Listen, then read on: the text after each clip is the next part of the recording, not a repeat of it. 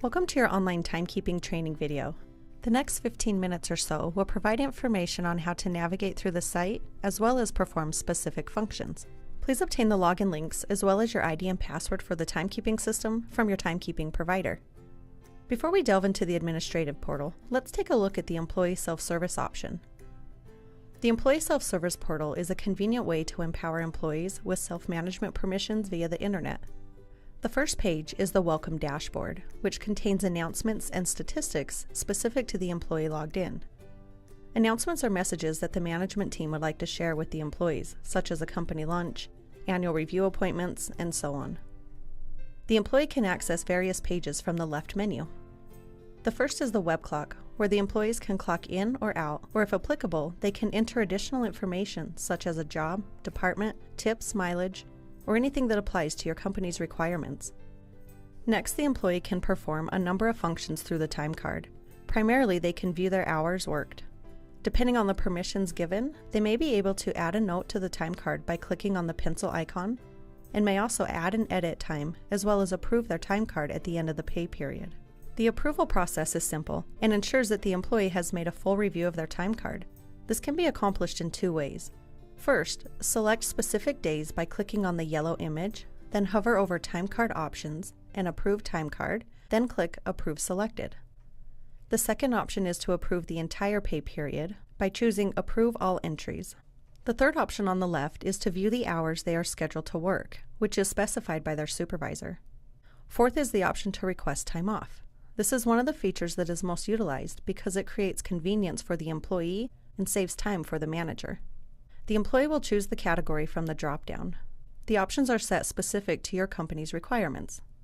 Next, choose the date, the amount of hours, and provide a description.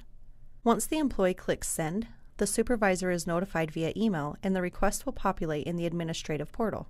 Once the request has been approved or rejected, the request will populate in the appropriate section. If the manager makes an adjustment to the request, it will be considered conditionally approved, which means the employee will need to either accept or reject the change. Next, the employees can run an accruals report. The accruals feature will have to be activated before this page calculates. If the settings are in place, the employee can see how many PTO hours are available for a specific date range. This allows the employee to plan their personal time off accordingly. And last, the employee can update their personal information, which includes their password, phone number, and email. Also, the employee has the option to receive an email when their time off request has been approved or rejected, but they have to opt in by checking this box. All of these features are available upon request, and some may have additional fees associated. We will now take a look at the system from the administrative point of view. Once you are logged in, you will notice the site is divided into two frames. The left side is for navigation, and the right will be used for viewing. To start, the right frame is displaying your Welcome Dashboard.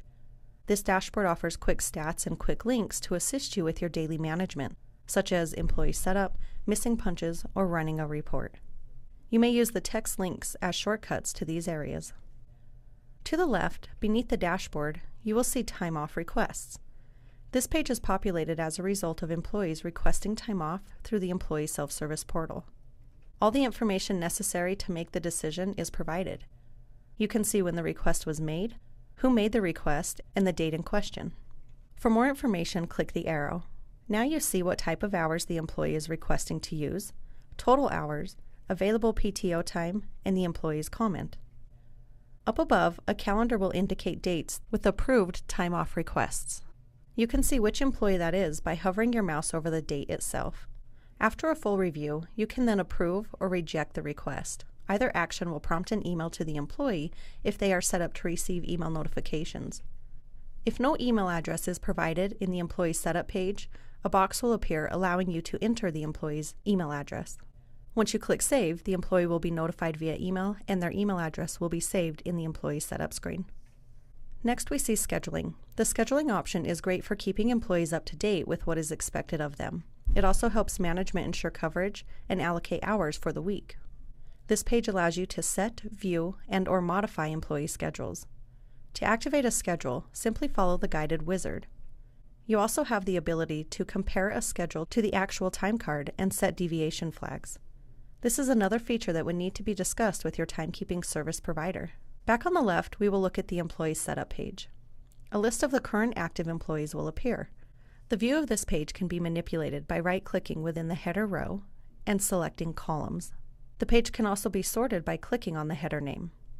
From this page, you can update multiple employee records by checking the appropriate boxes and hovering over Employee Setup options, then work with selected employees. To add a new employee, hover over Employee Setup options, then Add New Employee. Let's take a look. Hovering your mouse over the titles will provide a description of the field's purpose. The mandatory fields needed to collect time are the first name, last name, and login fields. Everything else is dependent on your company's profile. Additional fields can be added, such as birthday or automatic lunch deduction, if necessary. The Employee Data section holds the reporting information. Each field provides an effective date, which will keep a date log of any changes, such as department or supervisor. The bulk of your time as an administrator will be spent in this next area, managing time cards. Yesterday's entries will display multiple time cards defaulting at the previous day's date. You may also change the date from the top left corner. From the time card options, you can view the schedule versus time card, and you have the option to show only missing punches. This makes the editing process quick, especially if it is utilized on a daily basis. To edit time that is incorrect or missing, click the Edit button. To add time or dollars, click the Add button. It is suggested that a comment be added whenever a time card is being edited. This will provide insight if the edit is questioned at a later date. If you would like to add a note to the time card, click on the pencil icon. The notes can be made available for the employees to view and/or edit. Current pay period will list all employees to the left, with the following columns titled M, E, and A. This is missing punches, edited punches, and approvals. Clicking on an individual employee's name will display their time card for the current pay period on the right pane. This page allows edits to be made, notes to be entered, and time card entries to be approved. From the time card options, you can view the schedule versus time card, and you have the option to show only missing punches. To see the full time card again, simply select the Show All Punches option. Another feature to be aware of is the punch details. Hover your mouse over the actual punch or edited punch to view the detailed notes as to where the punch originated. The bottom of the time card will show total hours by category as well as a combined total. And if accruals are being tracked, the available balance will be displayed. If the employee has time off planned for the future, a remaining balance will also display. We will now go back to the main menu and select the Maintenance menu. This menu provides a number of useful tools, starting with Adjust Accrual Balances. This page allows you to add to or subtract from the current accrual balance, or you can change the balance completely. You may also add an expiration date, which will forfeit the balance if not used on or before the date specified. This is another feature that will require further discussion with your timekeeping service provider. Next, we have the Employee Groups, which is a great tool to make the selection of employees easy in other areas of the website, such as reporting. Groups can be built in two fashions: a list group or a smart group. A list group is determined by selecting specific employees. This must be managed manually in order to add and remove employees from this group. A smart group is built on certain information collected in the Employee Setup page. As an example, if you want to group your employees by department, you would build a smart group by selected criteria. Smart groups require no manual interference once it is set up. Depending on your employee count, this can be a very useful and sometimes necessary tool. Looking to the left again, we will explore Finalize Pay Period. Finalizing a pay period will create a copy of all data which is used for payroll processing, and further edits will be prohibited. You will see the word Final on the time cards where the edit link is typically found. You may unfinalize the pay period if necessary. This step is also required if accruals are being tracked. This function will carry the accrual balances to the next pay period. The Quick Add Time Card Entries feature is used to add hours in bulk, most commonly used to add holiday hours to a group of employees. Simply select the eligible employees, add the date, the type of hours, total hours, and a comment if desired, and click Submit. It's that easy. Holiday hours may also be added automatically. Please contact your service provider for details. Last, the Maintenance menu holds the unmatched punches. This page will hold punches collected from a physical clock that could not be matched to an employee record in the system. This typically happens if a PIN number was entered incorrectly, or if a card was given to a new hire before their information had been added to the timekeeping system. Once the data has been matched, the system will automatically update the information. The next section holds the available reports. Though there are many reporting options, it is possible that you will have a few favorites. I would like to cover 3 in detail, then I will give you an overview of the remaining. The first one I would like to show is the Daily Auto Email Report. I suggest you and your supervisor subscribe to this report, as it will send a daily email of the previous day's punch activity. The subscription can be filtered based on a group that was previously created. This will restrict the employee's information that is provided in the email, if necessary. The next report I would like to mention is the Labor Report. This report is customizable, meaning you can determine what information you would like to report on, starting with the date range and employees.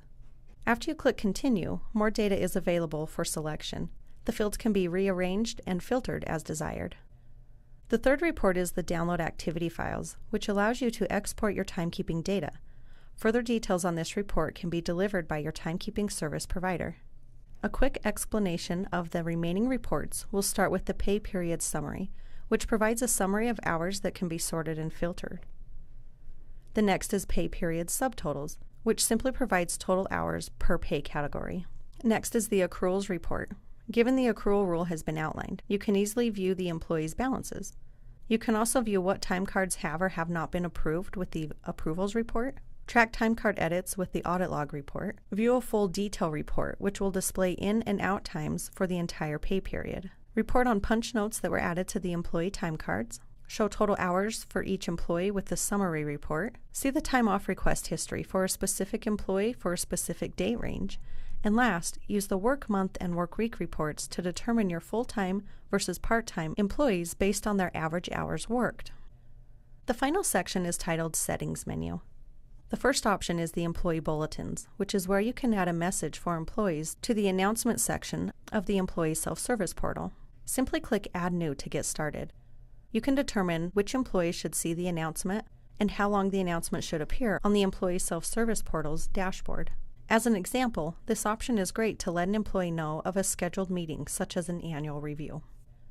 Login Maintenance is next and allows you to manage your supervisor logins. You can add a new login or make changes to the current logins available. When adding a new login, you will simply click Add New Login, found at the top of the page. Add the ID and password. The passwords need to be at least 8 characters and have 2 different classes of character, such as uppercase, lowercase, numbers, or symbols. After you click Save, you can set the permissions and restrictions for the supervisor. This allows you to determine who and what that supervisor has permission to. In order for your supervisor to receive time off requests via email, an email address must be populated. Next are the processing rules. Here you can view what system features are active per the information given to your timekeeping provider. For example, clock prompts, punch categories, scheduling, holidays, and so on. Back to the left, you can update your personal information.